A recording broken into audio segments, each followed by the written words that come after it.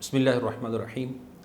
YouTube channel پر آپ موجود ہیں اور ہمارا ایک سلسلہ مختلف چیزوں پر ہم گفتگو کرتے رہتے ہیں۔ آج کا ہمارا ٹاپک ہے عشرہ مبشرہ صحابہ کون تھے اور ان کے نام کیا ہیں اور ان کو عشرہ مبشرہ کیوں کہا جاتا ہے۔ عشرہ یہ عربی کا ایک لفظ ہے، عشرۃ، عشرہ کا مطلب ہے 10، مبشرہ 10 وہ صحابہ جن کو بشارت دی گئی۔ کس چیز کی بشارت دی گئی؟ حضور نبی کریم صلی اللہ تعالیٰ علیہ وآلہ وسلم نے دنیا میں ہی جن 10 صحابہ کو جنت کی بشارت عطا فرمائی ان صحابہ کو عشرہ مبشرہ کہا جاتا ہے۔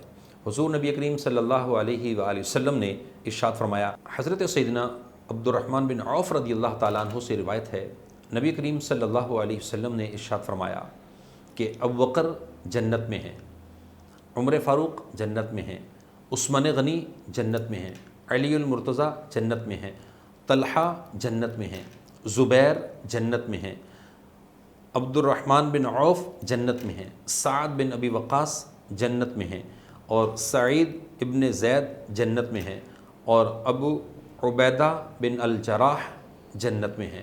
یوں ترمذی شریف کی یہ مکمل ایک حدیث مبارکہ ہے جس میں عشرہ مبشرہ صحابہ کرام علیہم رضوان کے متعلق ارشاد فرمایا آقا دو جہاں صلی اللہ علیہ وسلم نے کہ یہ میرے وہ پیارے صحابہ ہیں جو جنتی ہیں۔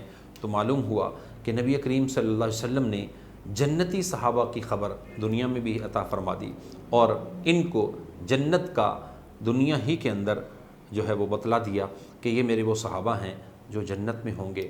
اللہ تبارک و تعالیٰ ان جنتی صحابہ کے صدقہ سے ہم سب کو دنیا اور آخرت کی بھلائیاں نصیب فرمائے۔ جزاک اللہ خیرہ۔